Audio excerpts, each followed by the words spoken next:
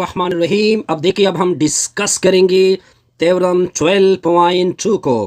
Class 9 के पीके board का ये थ्योरम आपको क्या कहते हैं, देखते जाइए, एक एक चीज़ करके निकालते हैं।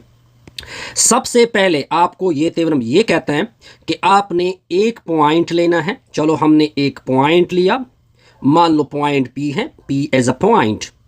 ठीक हो गया जी, आपके सामने हो गया जी पॉइंट पी। नेक्स्ट क्या कहते हैं, आपने फिर एक लाइन सेगमेंट लेना है।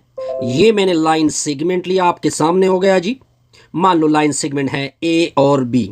अब आगे क्या कहते हैं कि यहां से लेकर यहां तक डिस्टेंस और यहां से लेकर यहां तक डिस्टेंस वो कांग्रुवेंट है। पॉइंट तो पी था, तो मतलब A P is congruent to P B. यहां तक तो पॉइंट बड़ा सिंपल होगा, ये आपको गिवन हो गया। अब अगर मैं इसको रिपीट कर दूं कि जो पॉइंट है वो इक्विडिस्टेंट है। इक्विडिस्टेंट का मतलब इक्वल फासले पे है। किससे इक्वल फासले पे है? इन पॉइंट। देखिए यहां से लेकर ये यानी इससे ए और बी के इन पॉइंट से। अब नेक्स्ट आपका टारगेट है जी। अब निकालते हैं जी अपने टारगेट को। देखिए यहां पे दो टारगेट है। कितने टारगेट है? दो टारगेट, बेसिकली दो टारगेट है, लेकिन हम उसमें से एक टारगेट को पकड़ लेते हैं अपनी तरफ से, ठीक है जी, और दूसरे को क्या करते हैं, प्रूफ कर देते हैं। असल में आपने शो करना होता है कि राइट बाइसेक्टर, यानी जो ऊपर से लाइन आएगा, मान लो ये जो लाइन आएगा ये राइट बाइसेक्टर है। राइट बाइसेक्टर का मतलब होता है कि ये इधर 90 भी बनाएगा दोनों अतराफ पे, यहां से लेकर यहां डिस्टेंस भी इक्वल होगी। अब हम इस दोनों एंगल को गिवन में उठा लेते हैं कि angle 1 is congruent to angle 2, और दोनों में कितनी एंगल है? 90 के बराबर है। ये हमने अपनी तरफ से पकड़ लिया।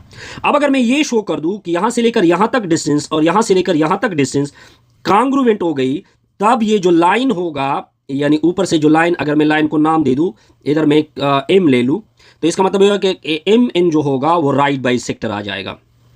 दोबारा इस चीज को मैं रिपीट करता हूं, ये ट्रिकी सा पॉइंट है। देखिए आपने बेसिकली दो चीजें प्रूव करनी थी।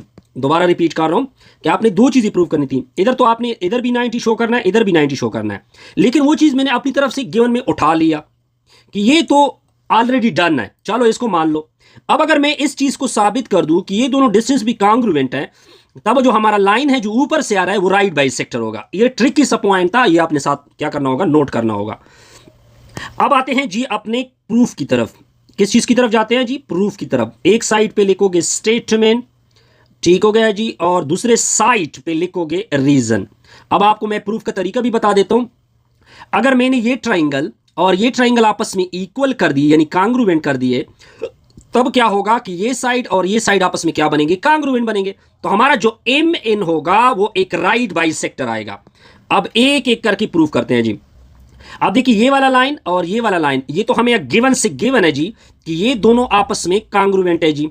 ये आपको कहां पे गिवन है जी? गिवन में गिवन है जी।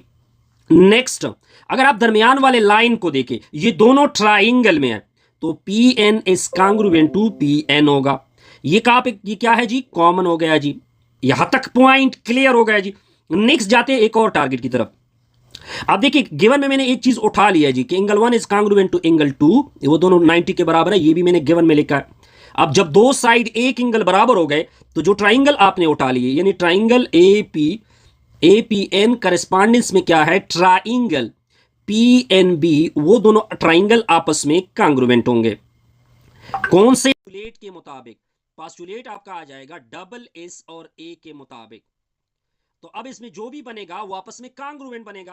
तो हम लिखेंगे hence A N is congruent to N B के बराबर हो जाएगा, क्योंकि triangle A P N congruent हो चुका था ट्राइंगल पी एन बी के साथ।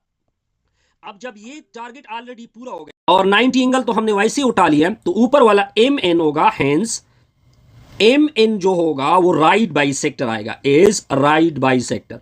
और ये आपका रिक्वायर्ड क्या था? टारगेट था। ठीक है जी, ये आपने टारगेट को क्या कर दिया? अचीव कर दिया।